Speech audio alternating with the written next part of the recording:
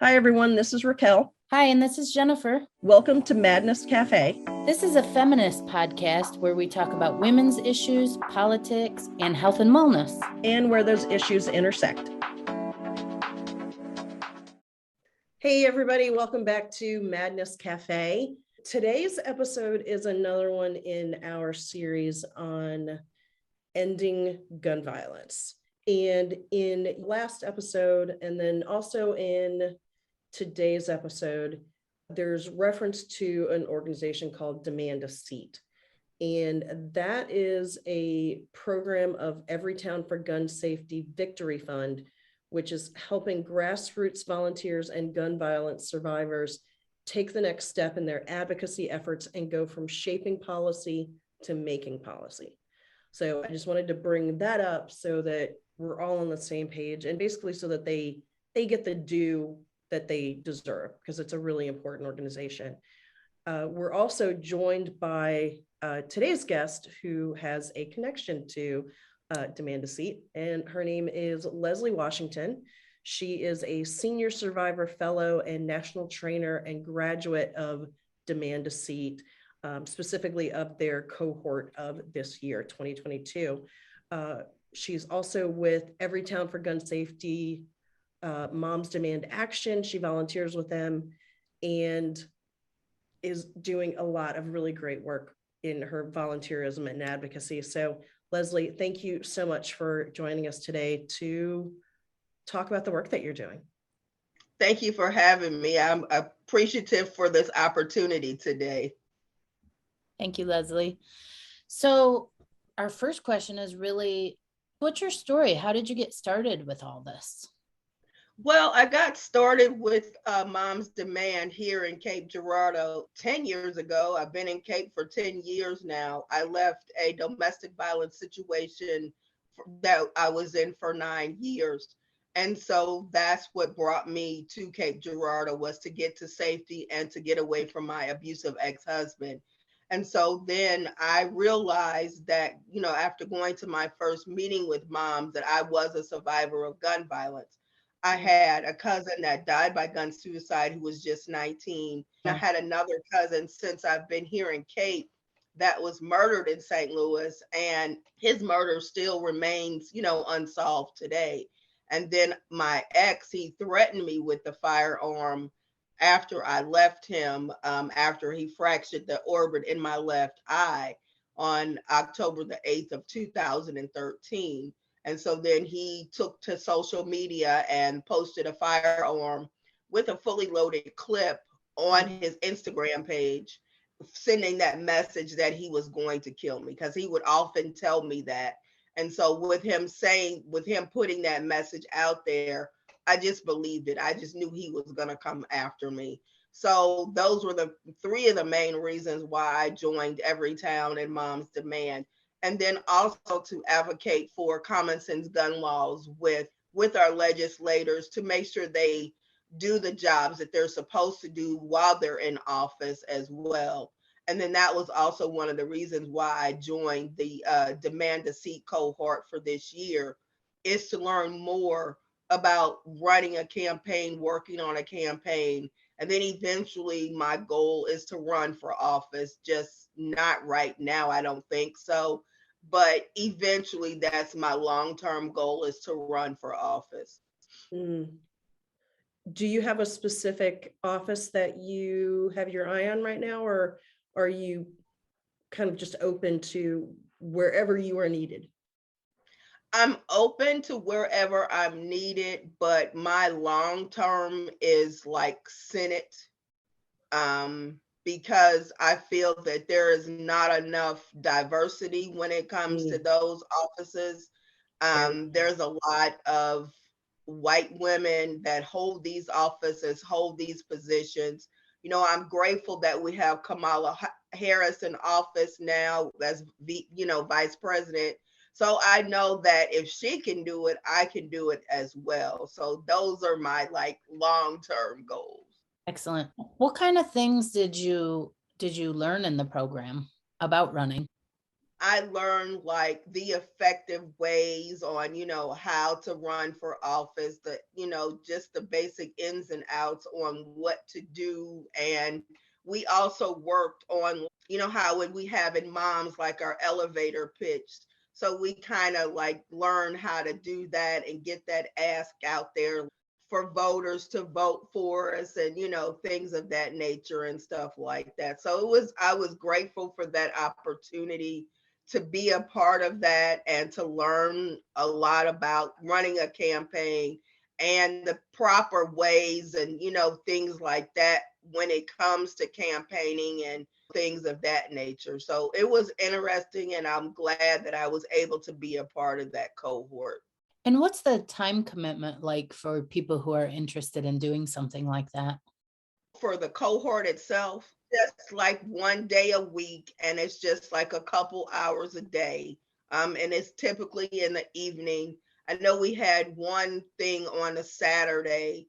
They typically will send out the information ahead of time, the time of day it is, and what day it is, and the date actually, and then any training materials that you need for that particular class or whatever. I believe it's like a 8-week class. Did you find the class to be difficult, or did you find it to be kind of everyday language that everyone could jump into? There were some things that I wasn't like familiar with. Like I know there's like budgeting and those and fundraising and things like that. So I was grateful that they were able to like tell us about that. We had different people come in and talk to us. It was very interesting to learn about that because I mean, I know that there's a lot when it comes to having a campaign and running a campaign and being successful. First of all, there's money. That's the main thing, is the money.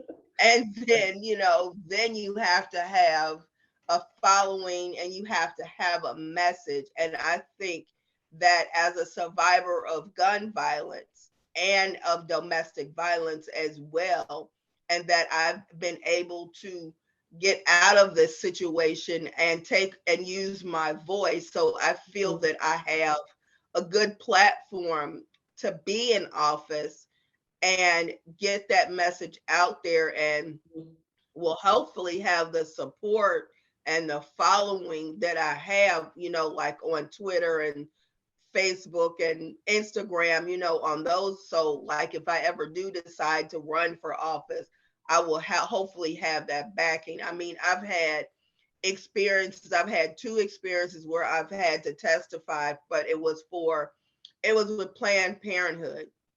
And so after my testifying, I came out, we were in Jefferson City, and I had this lady, she was a representative, I guess, for Missouri. And she was showing around another person who was actually a representative for Missouri as well. And they were like, "Oh my God, you would be so great at blah." I'm like, no, I don't want to do that right now. And they're like, but I said, well, I don't have the money for it. They're like, "Oh, we got you. We'll help you. Just let us know." And blah. I'm like, that sounds too good to be true. So I'm probably, and I know that everybody means well, but then there's also those that have an ulterior motive. So I have to be leery when it comes to those types of situations, if that person means me some good or if they're out for their own agenda. So you just have to be careful when you're dealing with those types of situations. As far as, running for office, we see how politicians are treated, or people who are running for office are treated. I mean, and so many things are just like, they go in and they dig up all these things, and, regardless of, what side of the aisle they sit on, I mean, there's so much brought into it that isn't about the actual issues or the actual race. Yeah. Does the organization teach you how to deal with all that? Because I mean, I know there's plenty of people who could do a lot of good in public office, but don't want to run because they don't want their lives torn apart. Exactly. And, like I've learned, like with Everytown and, being on Twitter, we have the Twitter trolls, as they call them, Oh, yeah. so I'm sure you all know, about that, Jennifer, all too well. So, I mean, because I've had a person who actually was harassing me. And so I had to block him. I mean, he would say mean things. He would come on my Facebook page. He would say all these mean things to me. And I'm like, I don't even know who you are. And why are you doing? What is your agenda? I'm like, oh, right. Okay. So I learned to block and delete real quick. Okay. So if I don't feel that you mean me any bit of good, especially dealing with the domestic violence, and because my ex, he would send me threatening messages on digital, on Facebook, using the digital stalking and things of that nature. So I've had to learn how to block that type of behavior so it's not bad on me, because I do so much in this little community of Cape Girardeau. I cannot have my name tarnished or destroyed or anything. So I have to be very, very careful. And even being in moms and dealing with Everytown, I have to be careful because there's always somebody being mean and hateful, and it's not necessary. You don't have to be mean. You don't have to be hateful. There's too much gun violence and too many things happening on a daily basis. And that's why I advocate so much for gun violence and for domestic violence, because they go hand in hand, they go together. Because 5 times out of 10, it makes that situation turn deadly when there's a firearm involved in a domestic dispute. So I have learned to be vigilant. Like when people send me friend requests, it might be somebody that Jennifer knows or that Raquel, but I don't know them. So I have to go on their page and be like, okay, who are you and how do you know me? Because I remember the very first time I went to GSU in Atlanta, after just being involved with moms not very long. And then I come back and I got all these friends. I'm like, who are these people? And then I have to, they were from Moms Demand, and I probably met them at GSU.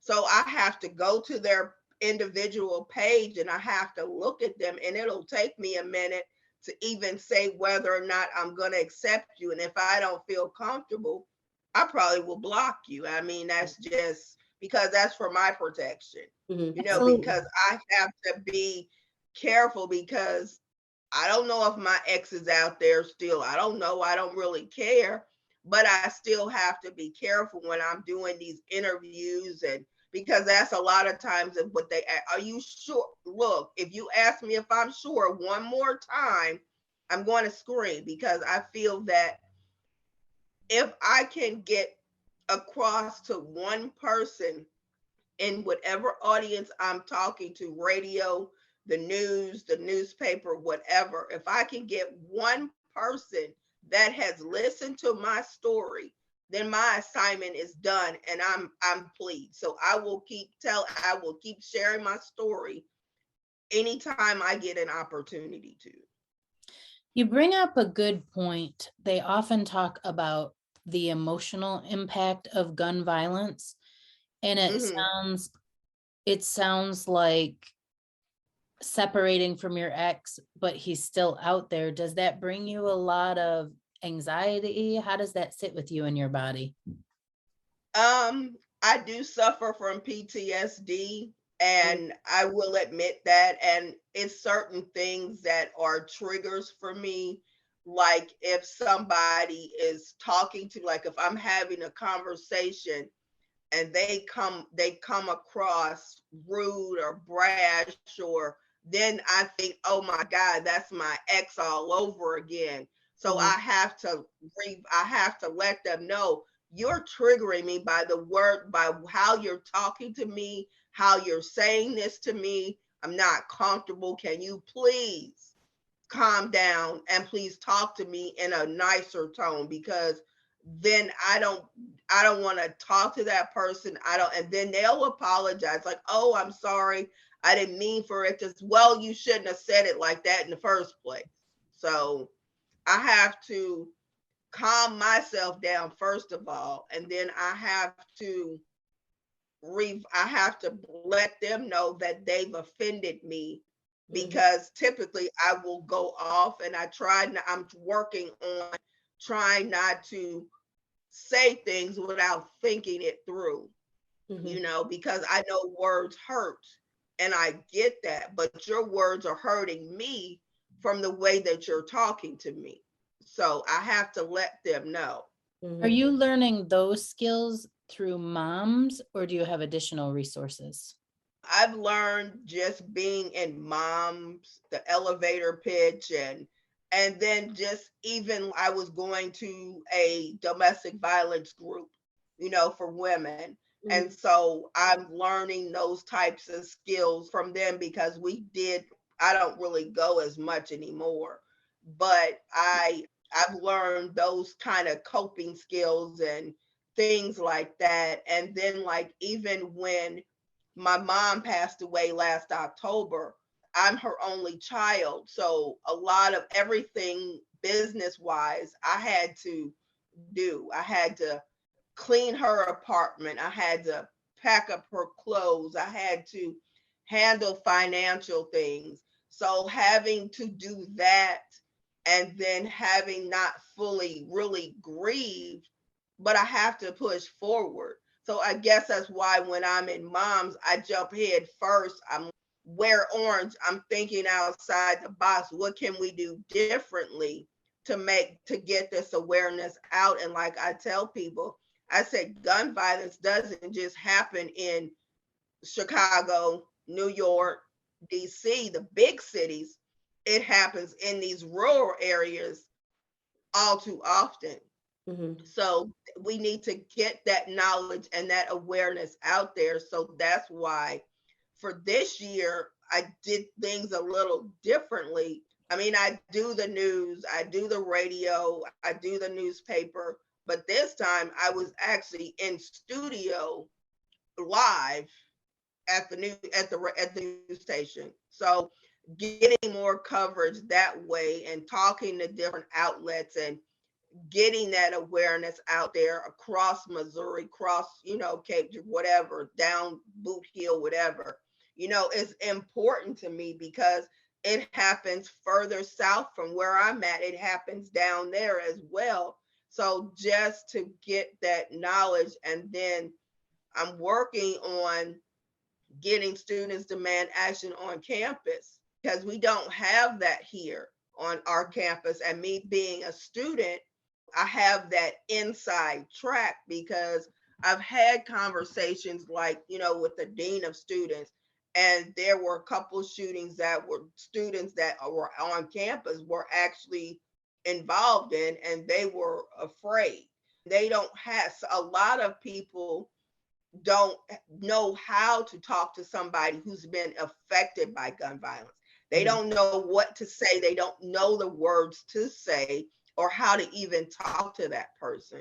So I asked him, I said, one of the questions I asked him, I said, so when these shootings occurred, did you have counselors in place to talk to them? He's like, yeah, we had them. And I said, well, they also need an outlet as well to vent their feelings and to talk about it. So that's why I'm trying to get that organization on campus, because on campus, like I was saying in church today, somebody could walk on campus, because you're going to all these different buildings and everything is spread out.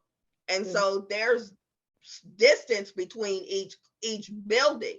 So I could be going to campus and going to class in academic hall, and somebody walk up to me, oh, I see you on the news, I'm gonna shut you up, and pull a gun to my head.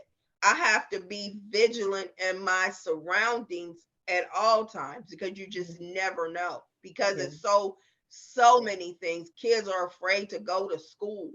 because of this shooting in Uvalde. And Yeah. I'm afraid, like going in a grocery store, because the shooting in Buffalo, New York, that was a Black neighborhood. I could go in Walmart or Snooks or Aldi's, wherever, and some idiot come in and start shooting up everybody. I tell people, hate is too strong of a word. You have to love each other. You have to be kind to each other. And you have to respect people, because it's too much. I get notifications on my phone every day about something that has happened. And I don't even look at the news because I get it on my phone.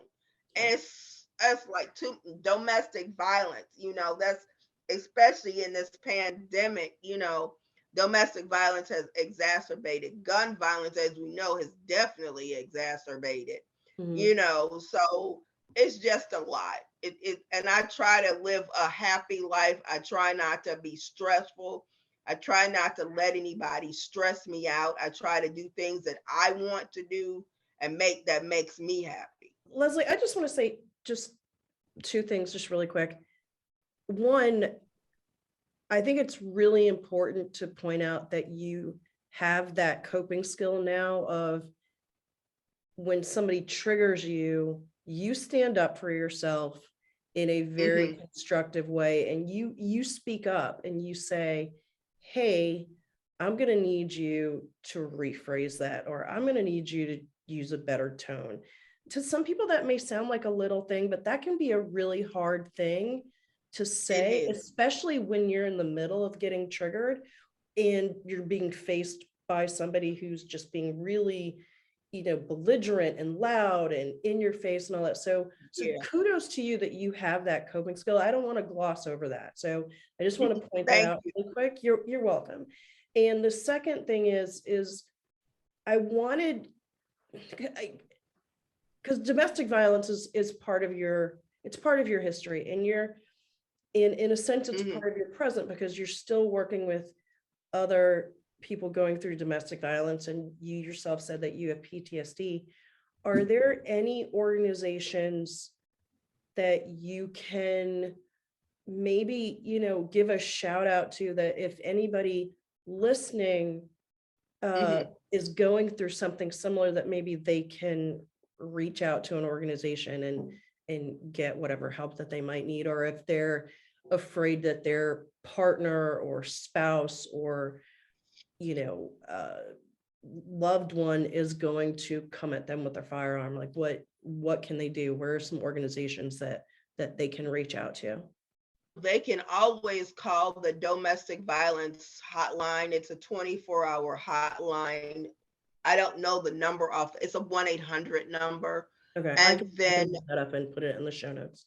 And then if they have a trusted friend that they can talk to, I always tell people you have to make a plan. I didn't have a plan.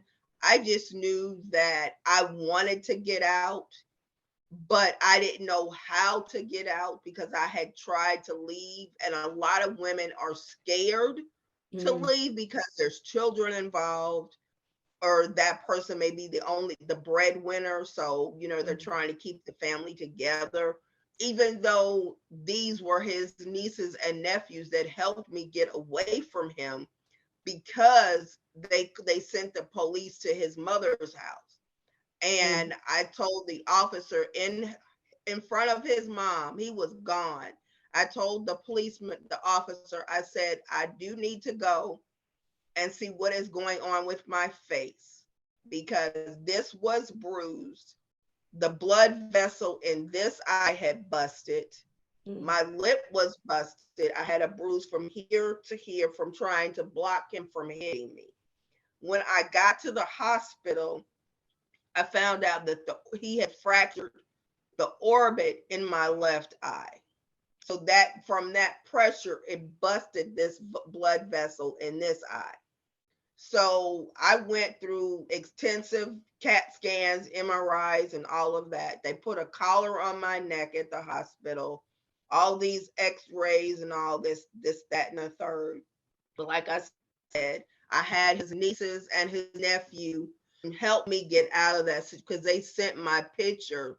I don't know how they got a picture of my face, but they took a picture of my face. They sent it to the police, and the police, that's how they ended up coming to his mom's house. Okay. And I was so uneasy. I didn't know when he was coming back, where he was going. The truck that we were in, it still had my blood splatter on it and everything. So he took it to get rid of it. They put him in one car, and then they had me in another car. They took me to the police station, took pictures of my face, took me to the hospital. They locked him up. He spent 1 week in jail. And mind you, he was on probation and parole at the time. He spent 1 week in jail. That's why I say Missouri's laws are very lax. Their laws, period, are lax. Domestic abusers, lax. He spent 1 week in jail, got out on a $525 bond. Wow. And he was on probation and parole at the time. And so that's why I fight and advocate for other women so they can get out of it. Because if I had stayed, I would have died. I know his intentions were to kill me. I knew that's what he was going to do. I'm glad I'm out of there. And that's why because I tell people, I said, that's why I advocate the way that I do, because so many women are in these situations and they don't know how to get out. But like I said, if they have somebody that they can trust, then they can have a little bag, pack it up with your important papers, your documents, your kids' documents, your social security cards, your ID, passport, all of that. Give it to somebody you trust. And if you're on a laptop, make sure it's not yours, because they can track all of that. So you have to be careful when you're looking up information, like delete all your information, because my ex, he had a habit of listening to my conversation. Anytime I was talking to my mom, or he was in my ear on the phone, I was talking to my boss. He was so that's what they do. That's what abusers do, because they're trying to control you. So plan accordingly, do a little at a time, put money in a separate bank account. If you all have a joint account, try to get a separate account where he don't know nothing about it. If you have one trusted friend or two trusted friends or a family member that you can trust, that's fine. I had my mom. She knew what was going on, but she wanted me to figure it out on my own, So just if you have somebody that you can trust, it's good, because I had friends that knew what I was going on, that knew what was going and didn't do anything. Well, Leslie, I'm glad that you got out of that, and I'm thankful for the work that you're doing. So thank you for all that you're doing. Thank you. With gun violence and domestic violence. Thank you. Thank you. So, Leslie, I wanted to read something. You've been doing a tremendous amount of work on the radio, on network shows. You've done some articles. I wanted to quote something that you said that really stuck with me. Okay, these are your words. Do you mind if I read them? Sure. It says, I've just been putting my boots to the ground and trying to get the community involved as much as I possibly can, because this is something that is near and dear to my heart. Too many children have been lost to gun violence. Communities of color are bearing the brunt of this inaction. Uvalde is predominantly Hispanic community. The shootings in Buffalo was a racist attack on the Black community by a white supremacist. We deserve to be safe in school, at the grocery store, at our place of work, and our neighborhoods, no matter our race or immigration status. That really touched me, because Raquel and I have been talking on the podcast, off the podcast, about the whole fact that people are not really looking at this as terrorism, as a supremacist activity. We're trying to draw light on the fact that this is happening in the United States, and this is terrorism. Is that the message you were trying to get across by this quote? Yes, I feel that people need to be aware that when these types of acts of violence happen, that especially if it's a targeted like a hate crime or things of that nature, and it's targeted at a specific demographic neighborhood, and I think that people need to be aware and they don't need to gloss over it because it happens all too often. And it's imperative. I don't care if you're white, purple, green, or yellow. I do not care. I think people need to be held accountable for their actions. Amen. And too many people get away from doing that. They don't make people accountable. There are too many children, too many families that have lost loved ones to gun violence. 15-year-olds, 4-year-olds, 2-year-olds, too many to name. I can't, it's 110 every day. It's too many. And people need to stop being afraid to say something. I just put a quote in the paper the other day. There was a shooting back in May where two family members, one is in St. Louis fighting for their life as we speak, and the other young man was the lady's nephew. He lost his life in that incident. And so I sent them, I said, I'm praying for you. I'm hoping that you will get peace in this, because it's just too much. And I get so irritated when legislators don't do their job to close loopholes for domestic violence or close or pass background checks. Like, what are you in office for? What are you doing? Why are you here? If you're not going to do your damn job, then you need to get out. Yeah. I mean, thank you. Get out. You need to get out, because I'm just tired of people saying, "Oh, I want to do this, and this." Well, do something. I can't do this by myself. I need everybody's help. I need legislators to do their jobs. And I say it, and I don't care. They don't have to like me. I'm not here for you to like me. I'm here to get a message across. You need to do your job or get out. Bottom line, if I can do your job, I probably can do it much better than you. But that's my goal eventually. I'm just saying, if you're not going to do your job to pass background checks, to make the lives of women and children safe, then why are you in office?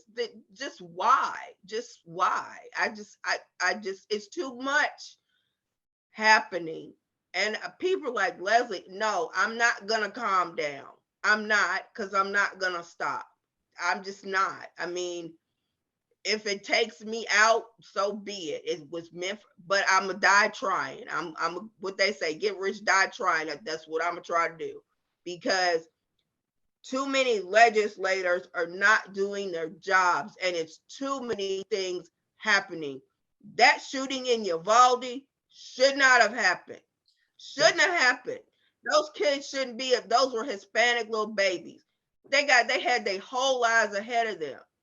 They should be able to get married, have children, have families, go to college, whatever they want to do. Lives gone, teachers' lives gone. And then you legislators are not going to do anything? Like, come on now. The shooting in Buffalo, the shooting in Parkland, all of this is like, y'all have to stop. If you're not going to do your job, then you need to get out and let somebody else come in that's going to do the job, because whatever y'all doing, it ain't working. And I'm sorry, but it ain't working. And the point of demand a seat is to get people into these political positions who will make better choices or more supportive choices around gun legislation. Right. Definitely. So the school shootings in 2022 are at 27 so far, 27 school shootings. And the US ended 2021 with 693 mass shootings. 611 in 2020 and 417 in 2019. That's how many mass shootings. And mass shootings are defined as 4 or more people fatally wounded. Right. Jesus. Right. So 2021, 693 mass shootings in the United States. I also heard you say once in one of your interviews that when we go back to the response by lawmakers who are backed by the gun lobby, is that we need more guns to make us more safe. But if more guns make us safe, we would be the safest country on earth. But we just had 693 mass shootings in 2021. Yeah. Right. We are not the safest country on earth. We are not the safest at all. But we have the most guns. Like I said, I get stuff on my phone every day about something that has happened, and it's gotta stop. It has to stop. It has to stop. So Leslie, do you just want all of the guns taken off the street? Do you want everybody to just all the guns taken away from civilians? And I say that a little bit tongue in cheek, because I know some gun owners will come back with, "You're just going to take all my guns." Right. Right. You know, I tell people, I said, I don't care how many weapons you have. My biggest thing is that you store them safely. We always talk about be smart. We always say, well, if your child is going to play at Johnny's house, ask them if there's guns there and are they stored safely. So we always talk about be smart with our kids and stuff like that. I want them to be safe. That you can have 9,000, you can have an arsenal. I don't care, as long as you are safe with your firearm storage. And I always get well, I live way out in the country and blah, blah, blah, and I don't have time. Look here, I don't want to hear it. I don't even really care. I'm going to say it again, as long as you are storing them safely, that's my biggest concern.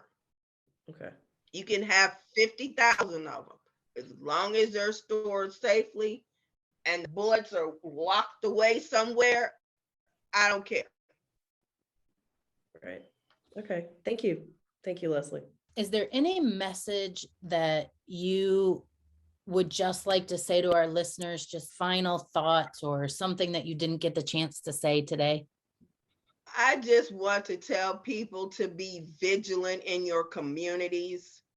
And if you want to learn more about Moms Demand in Everytown, go to everytown.org, Moms Demand. And even if you want to learn more about Wear Orange and my story, you can go to wearorange.org or momentsthatsurvive.org.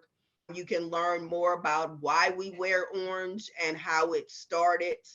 We know it started when Hadia Pendleton was murdered. She was 15 years old, just after marching with President Obama in his second inaugural parade.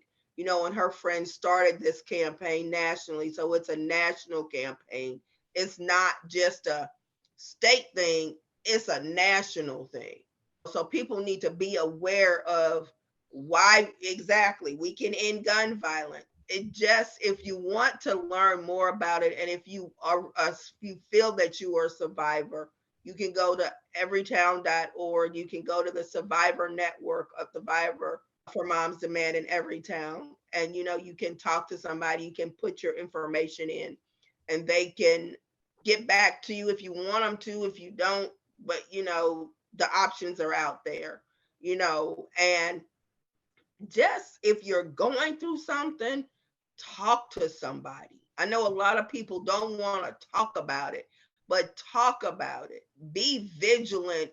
Like if I see something, I'm going to tell. I sure am. I don't care about the repercussions. I know I probably should worry about them, but I don't care, you know, because I go, that's why the city council meetings, going to school board meetings. And then I just completed a Citizens Academy for Cape Girardeau, graduated from that. And that was learning more about the city of Cape Girardeau and public works and parks and rec and all that type of stuff.